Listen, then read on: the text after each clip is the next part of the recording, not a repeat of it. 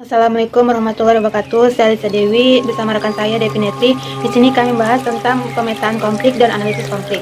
Baiklah, yang pertama yang kami bahas adalah pemetaan konflik. Di sini pengertian konflik adalah pemetaan merupakan suatu teknik yang digunakan untuk mengembangkan konflik secara grafis, menghubungkan pihak-pihak dengan masalah dan dengan pihak lainnya. Ketika masyarakat yang memiliki berbagai sudut pandang berbeda memetakan situasi mereka secara bersama.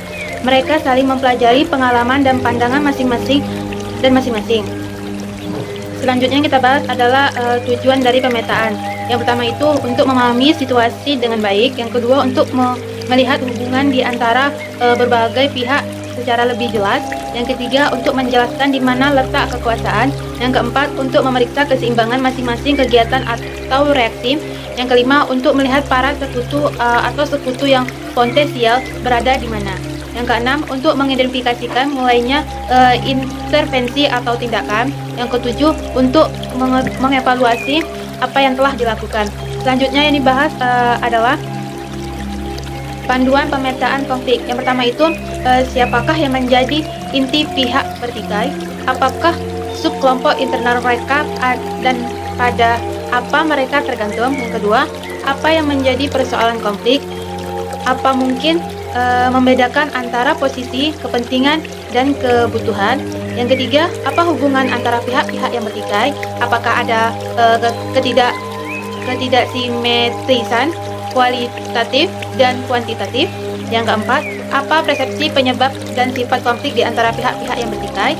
Yang kelima, apa perilaku akhir-akhir di pihak-pihak yang bertikai? Yang keenam, siapa pemimpin pihak-pihak yang bertikai?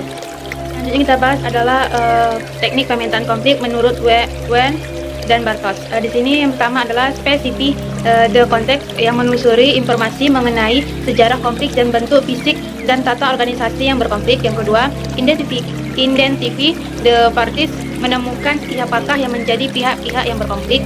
Yang ketiga, separate cause from consequence. Seseorang peneliti perlu memisahkan apa yang menjadi sebab akar konflik dan akibat-akibat sampingan dari konflik. Selanjutnya yang keempat, separate goal from interest goals atau sasaran selama proses konflik lebih spesifik. Yang kelima, understand the dinamika adalah perkembangan situasi-situasi yang dibentuk oleh berbagai modal tindakan para pihak berkonflik. Selanjutnya yang keenam, search for positive confusion adalah menemukan bentuk-bentuk perilaku yang memungkinkan konflik bisa mengarah pada penyelesaian.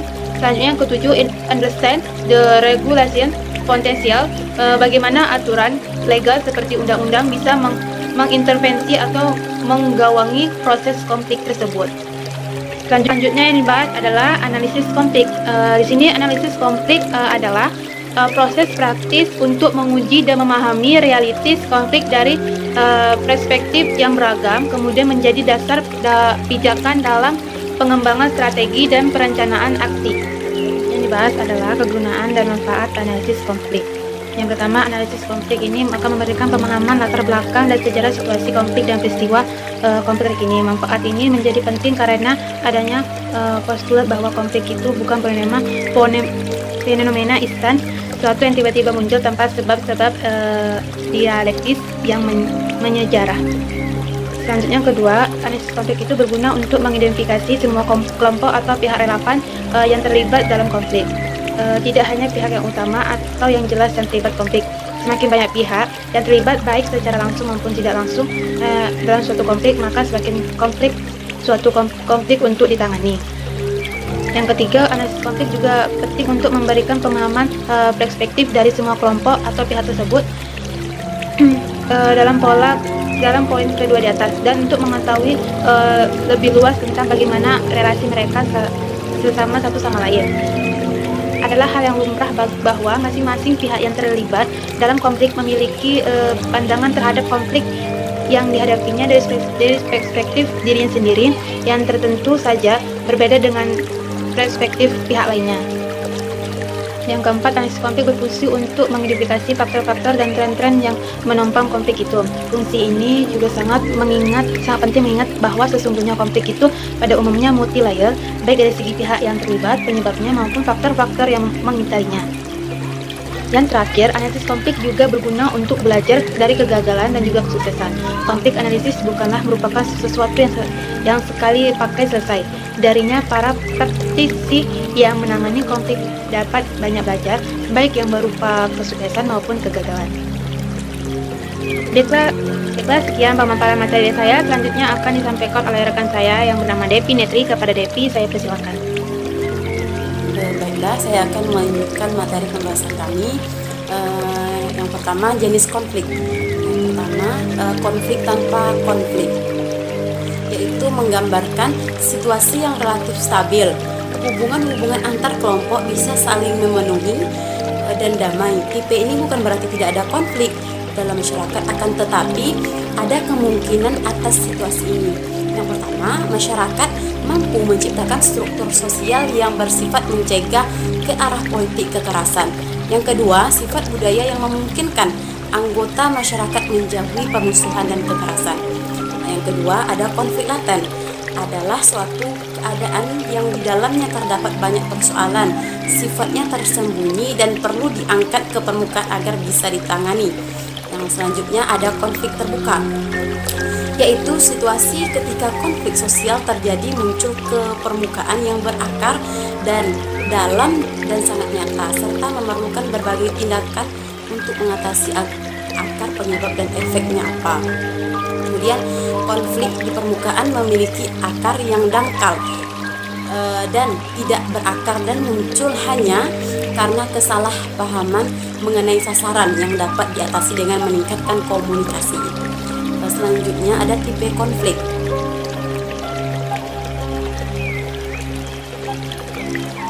Yang pertama ada konflik sederhana. Konflik dengan jenis ini masih pada taraf emosi dan muncul dari perasaan yang berbeda yang dimiliki individu. Kemudian ada konflik berdasarkan posisi pelaku konflik dalam organisasi, yaitu konflik yang dibedakan berdasarkan posisi pelaku yang berkonflik di dalam nilai-nilai persepsi atau cara pandang mereka. Kemudian ada konflik berdasarkan sifat. Jenis konflik dapat juga dilihat dari sifat gerak dinamika konflik. Berdasarkan sifatnya, konflik dapat dibedakan menjadi adanya keinginan bahwa setiap konflik mempunyai struktur tertentu, dan struktur itu umumnya bersifat laten yang memiliki karakteristik, sifat atau modus operan yang relatif hampir sama dan berulang-ulang. Kemudian konflik yang bersifat manifest, konflik laten yang menjadi konflik nyata. Kemudian kadang-kadang sifat konflik itu tidak laten juga tidak manifest, melainkan datang sebagai sebuah peristiwa yang luar biasa karena tidak ada catatan modus operandi dari sebelumnya. Kemudian ada konflik berdasarkan jenis peristiwanya dan proses.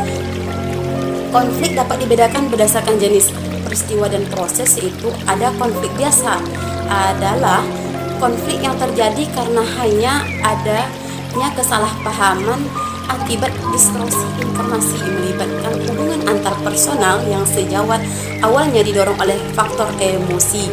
Kemudian ada konflik luar biasa adalah konflik yang tidak berstruktur karena sebelumnya kita tidak mempunyai catatan mengenai modus operandi.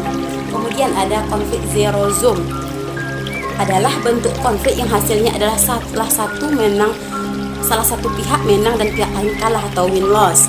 Kemudian konflik yang merusak yaitu konflik yang proses sampai hasilnya merusak sistem relasi sosial.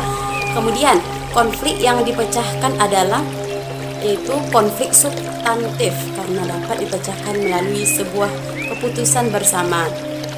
Kemudian kita masuk yang selanjutnya, yaitu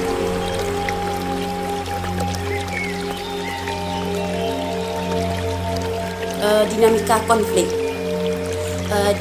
Menurut Simon Fisher pada tahun 2001, setelah memetakan konflik, langkah-langkah berikutnya adalah memahami dinamika konflik agar dapat menentukan kira-kira pada tahap mana tindakan intervensi atau penanggulangan mulai dapat dilakukan.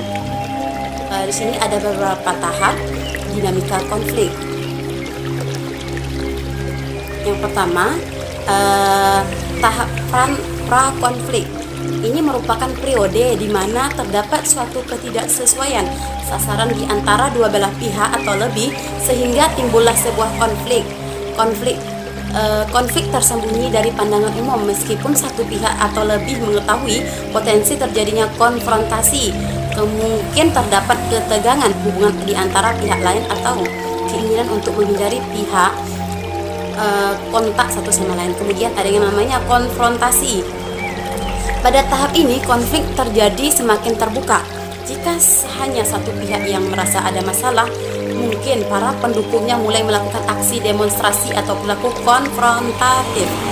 Pertikaian atau kekerasan pada tingkat rendah lainnya terjadi di antara kedua belah pihak. Masing-masing pihak mungkin mengumpulkan sumber daya dan kekuatan untuk mencari sekutu dengan harapan dapat meningkatkan konfrontasi dan kekerasan. Kemudian selanjutnya ada namanya krisis. Ini merupakan puncak konflik. Ketika ketegangan dan kekerasan terjadi paling hebat dalam konflik skala besar, ini merupakan periode perang. Ketika kedua belah pihak jatuh korban atau saling membunuh, komunikasi normal di antara kedua belah pihak kemungkinan terputus. Pernyataan-pernyataan umum cenderung menuduh dan menentang pihak-pihak lainnya. Kemudian akibatnya, suatu konflik akan meninggalkan akibat. Satu pihak mungkin menaklukkan pihak lain atau mungkin melakukan gencatan senjata. Satu pihak mungkin menyerah dengan sendirinya atau menyerah atas desakan pihak lain.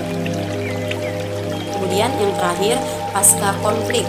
Situasi diselesaikan dengan cara mengakhiri berbagai macam konfrontasi, kekerasan, ketegangan berkurang dan hubungan mengarah pada situasi normal di antara kedua belah pihak. Namun, isu-isu dan masalah-masalah yang timbul karena sasaran mereka yang saling bertentangan tidak diatasi dengan baik. Tahap ini sering kembali lagi menjadi situasi pra-konflik. Terima kasih. Apabila terdapat kesalahan saya mohon maaf, lebih kurang saya mohon maaf. Wabillahi taufiq wal hidayah. Wassalamualaikum warahmatullahi wabarakatuh.